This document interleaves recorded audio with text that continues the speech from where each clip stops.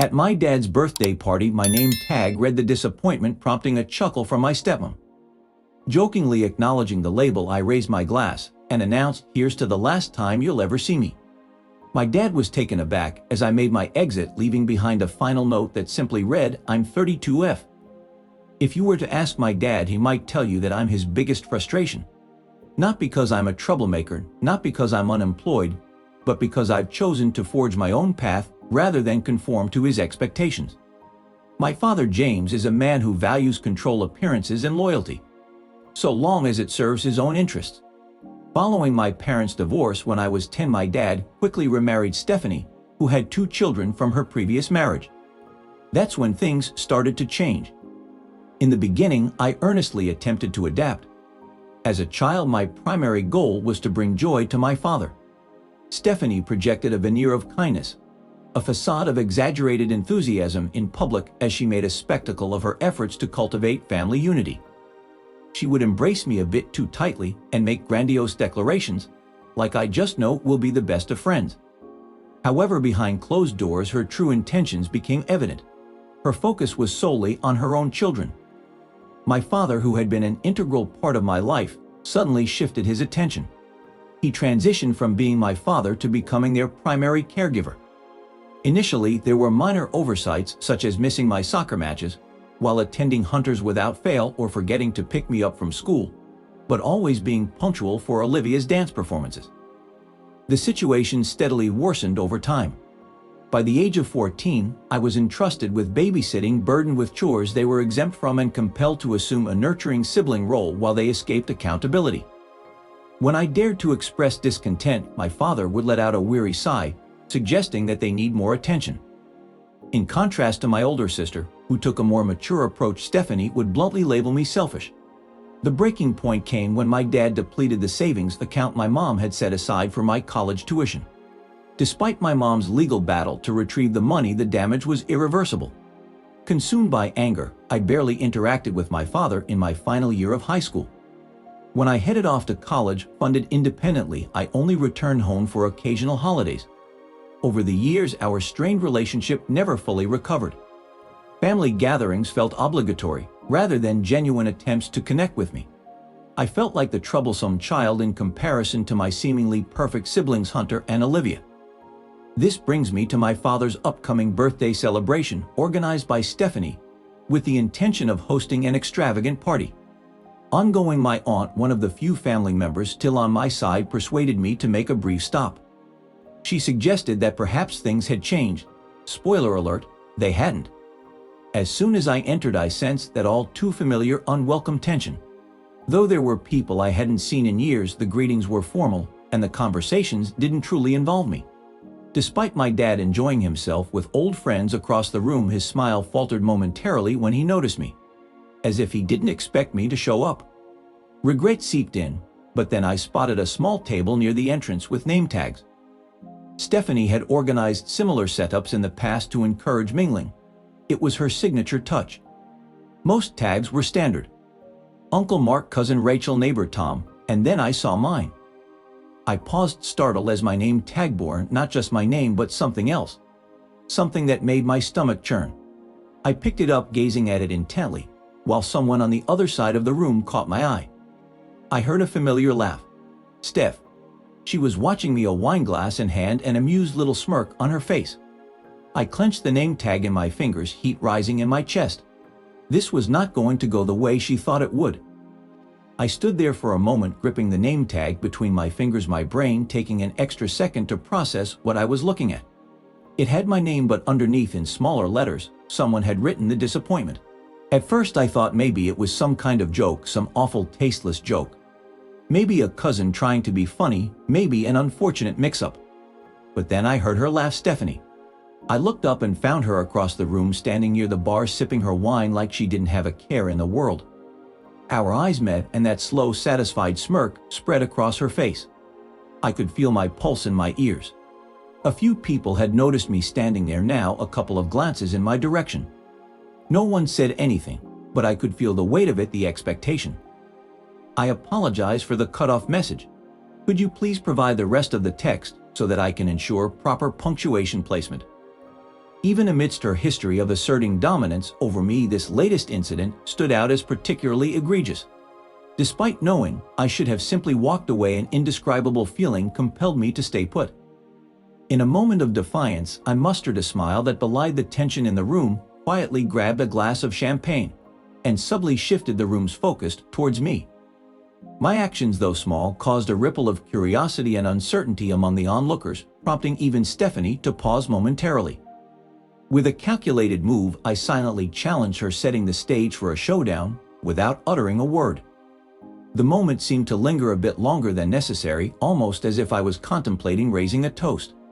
Eventually, I gave a slight shake of my head and turned away, making my way further into the bustling party. I was determined not to give her the satisfaction of a reaction just yet. The party itself played out exactly as I had anticipated. Crowded and impeccably organized with lavish catering and meticulously chosen decorations. Stephanie had spared no expense, as was her habit, always striving for perfection in every aspect of her life. For her, it wasn't simply about commemorating my dad's birthday. It was a grand performance, a showcase of her ideal existence, highlighting how adored she and my father were and boasting of the achievements of their children, Hunter and Olivia, not me. Hunter and Olivia had already captivated the attention of a circle of relatives at the heart of the room. Olivia was enthusiastically sharing details about her upcoming wedding, making it clear that Dad was footing the bill for everything, flashing her smile as she admired the sizable diamond on her finger. We are aiming for a sophisticated event, not one of those gaudy Pinterest fails. Olivia always exuded refinement and pre-planning, subtly making sure everything centered around her. Meanwhile, Hunter lounged by the bar, receiving praise for a new job I doubted he had truly earned. Opportunities fell effortlessly into Hunter's lap, all blunders elegantly erased by my father. I toyed with the idea of joining in to witness their discomfort, but before I could, my father approached, holding a drink with a neutral expression. "I didn't expect to see you here," he remarked. I forced a smile and replied, "Wouldn't miss it," scanning the room as I did. Before his gaze shifted back to me, he remarked, "You've been quite busy, I've heard." It was evident in his carefully chosen words, the polite avoidance of delving into the details of my life, which was typical of him. I affirmed, "Yes, work has been going well. I purchased a house last year." His brow raised slightly at the news. "A house?" I nodded, and he simply took a sip of his drink without further inquiry. This was consistent with my father's behavior. He detested it when I accomplished things independently, undermining his perception of me as the perpetual failure he believed I was. Each time I succeeded on my own, without his money or assistance, it contradicted the image he had constructed of me. One of a lost, selfish, and immature individual. He preferred the version of me he could pity and criticize, rather than one who stood on their own feet. I sensed him searching for a cutting remark, but before he could speak, Stephanie interjected abruptly, her smile somewhat strained. At least she finally did something responsible. And just like that, I felt the heat rise in my chest again. I turned to her, and she was beaming like she was just so happy to see me. But I knew that look. I'd seen it 100 times before. Stephanie was the kind of person who could insult you to your face, and if you got upset, you were the problem. She was just joking, you were too sensitive. I should have walked away. I should have let it go. But I didn't, because something about this night, about this whole thing, was sitting wrong with me. Maybe it was the name Tech. Maybe it was the fact that my dad had barely spoken to me before finding a way to brush me off. Maybe it was the way the entire room was filled with people who had never really been my family. Whatever it was, I was done. I turned to Stephanie, tilting my head slightly. "You know, I was going to let it go," I said, voice light. "But I have to ask, whose idea was the name tag?" I saw the flicker of something cross her face just for a split second. "Oh, come." She chuckled. "You always take things so personally," she said, which I found amusing. I nodded in agreement. "Right, hilarious," she remarked casually, taking a sip of her wine. Before she could continue, I raised a finger to interrupt her. "Actually," I interjected calmly, "I think you're onto something." She looked at me curiously, prompting me to explain further. "About making a joke," I clarified with a slight turn, lifting my glass. As the room started to quiet down, I noticed the surprise on her face. Sensing the tension, my father shifted beside her. With a slow, easy smile, I decided to lighten the mood. "I'd like to propose a toast," I announced, capturing the attention of the room. Gradually, conversations petered out as all eyes turned toward me, intrigued by the unexpected gesture. Despite Stephanie's attempt to play it down, I insisted with a raised hand and a persistent smile. The anticipation in the air was palpable. A toast always had a way of piquing people's interest, and it seemed my impromptu gesture was no exception. The room fell quiet as more heads turned in my direction, with curious whispers spreading through the crowd. Some guests reached for their drinks, expecting a lighthearted moment ahead. Little did they know what was about to unfold. Stephanie's smile remained, though it appeared to be strained at the edges, as she clung to the belief that I was the same person she had always known. The one who endured insults, let things go, and never fought back. In contrast, my father seemed less composed. He recognized me better than she did, his grip on his glass tightening, as he finally looked directly at me for the first time that evening, not past or around me, but right at me. I allowed the silence to linger, heightening the anticipation before lifting my glass in a toast to my father. Starting in a casual, almost conversational tone, I began, and to Stephanie as well, because thanks to them, I discovered one of life's most valuable lessons. Pausing, I took a slow sip of my champagne. Jenny gave a small, breathy laugh as Stephanie's words set the stage for what was to come. A few chuckles rippled through the room, with some anticipating her usual self-deprecating humor.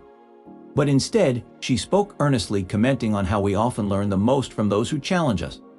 She turned to her father, recalling his teachings about the importance of family supporting and uplifting each other. His reaction was tense, signaling his unease with the direction of the conversation. Jenny reflected on how she once believed in this ideal, but had come to a realization along the way. The room fell into an almost complete silence, with tension palpable in the air. Stephanie's grip on her wine glass was so tight that it seemed fragile. Jenny carefully set down her own glass and expressed her realization that for some individuals, support is conditional. It's like they've cast you in a role, and as long as you stay in character, be it the golden child or the black sheep, they'll keep you where they want you. If you dare to break away from that script, I exhaled sharply and shook my head. That's when they reveal their true feelings. I noticed a few uneasy shifts in the crowd, people exchanging glances. Olivia looked at my father, waiting to gauge his reaction before deciding her own response. Hunter smirked, finding it all entertaining. Stephanie still smiled, but her knuckles were white. I used to believe that if I just proved myself through hard work and success, if I followed the rules, you'd see me in a different light. I spoke softly but firmly. I understand now. It was never about me, about what I did or didn't do. Stephanie seemed like she wanted to interrupt, but I didn't allow it. I refocused on my dad. Because in the end, the day I was never meant to succeed was I. His expression briefly wavered. I let that linger in the air as I exhaled, rolling my shoulders back. However, I defied the odds. I carved out my own path. I created a life separate from this family, and I must say it has been the most tranquil and gratifying endeavor. I could sense the doubts and questions emerging in people's minds as they were unaware of what I was alluding to. I refused to let them continue believing the false image that Stephanie and my father had cultivated over the years. Stephanie attempted to regain control of the conversation with a forced laugh, dismissing it as trivial. "Oh, come on, this is ridiculous. It's just a name tag," she said. I shifted my focus towards her. "You're correct," I replied smoothly. "It is just a name tag, but it symbolizes a recurring theme, a culmination of countless instances like this. Subtle jabs, veiled jests, constant reminders that no matter my achievements, I will forever remain a disappointment in your eyes." My father finally cleared his throat and stepped forward. I held his gaze firmly, nodding in agreement. Without hesitation, I picked up my glass, once more raising it slightly as the weight of my next words hung in the air. "Here's to the last time you'll ever see me," I declared, the room falling into a stunned silence. My father tensed, Stephanie's jaw dropping slightly before she composed herself. A voice from the back whispered in confusion, "What?" With a sense of finality, I placed my glass down, turned on my heel, and made my way towards the exit. I could sense their eyes on me, the growing unease palpable in the room. This departure felt different, as if I was no longer avoiding a confrontation, but embracing a new path towards freedom, peace, and the life I had been quietly building away from the chaos of my family. Just before stepping outside, I cast one last look back, realizing for the first time that I was not retreating but moving forward towards a brighter future. I took a deep breath, allowing the cool night air to fill my lungs. In such a simple thing, really. Just like that, it was over. I had cut ties in the way I should have years ago. There was no more pretending, no more trying to win approval from people who had never cared about me unless I fit their image of what I was supposed to be. I drove home that night in silence, feeling a weight lifting from my shoulders with every mile. But even as I sat in my quiet living room that evening, there was a part of me that couldn't help but wonder if I'd gone too far. Had I really done the right thing? Had I been too harsh? The next few days were a blur of texts and calls I didn't answer. I didn't look at social media because I knew it was full of the fallout. I'd walked out on my dad's birthday celebration. I had publicly humiliated him and Stephanie, his wife. My stepmother, who I had always felt was trying to push me aside in favor of her own perfect world. The family group chat was blowing up with messages, but I stayed silent, unsure if I could even face the confrontation that would follow. Finally, I got a text from my owl. The only person who seemed to truly understand me was the one who asked if I was all right. I found myself at a loss for words. In reality, I was actually doing okay, better than I had been in years, but there was also an element of uncertainty. I explained that I needed some time to figure things out, and she respected my need for space. The next morning, my father called me, his familiar tone laced with disappointment. "Where are you?" he inquired sharply. "I'm at home," I replied. "But I'm not coming back." His silence spoke volumes. "You can't just walk away like this," he finally said. "Family is everything. We need to stick together." Without any hesitation, I stood my ground. I couldn't continue pretending to be someone I wasn't just to appease others. And that was the end of our conversation. As weeks went by, I distanced myself from family gatherings, weddings, birthday celebrations, and any other events they tried to organize. Some members sided with my father and stepmother, while others chose to ignore the situation altogether. Rumors circulated about my father feeling hurt and my stepmother being furious, but I stood firm in my decision to stay true to myself. My actions drew disappointment from my sister and father for causing a scene, but their reactions didn't faze me. I stood by my decision, believing it was best for my own well-being. Despite the challenges and the eventual confrontation that severed ties with my family, I found a sense of peace that had eluded me for years. Since that day, I have not had any communication with them. I question whether I crossed a line by leaving and cutting them off completely, or if I was justified in asserting myself. While I understand that I may never gain my father's approval or meet their expectations of the ideal daughter, I am coming to terms with not needing to fulfill those roles. I seek your perspective. Was my behavior excessive, or was it an overdue act of self-assertion? Share your thoughts in the comments if you resonate with this story and would like more content like it. Your insights on whether my actions were warranted or excessive are welcome.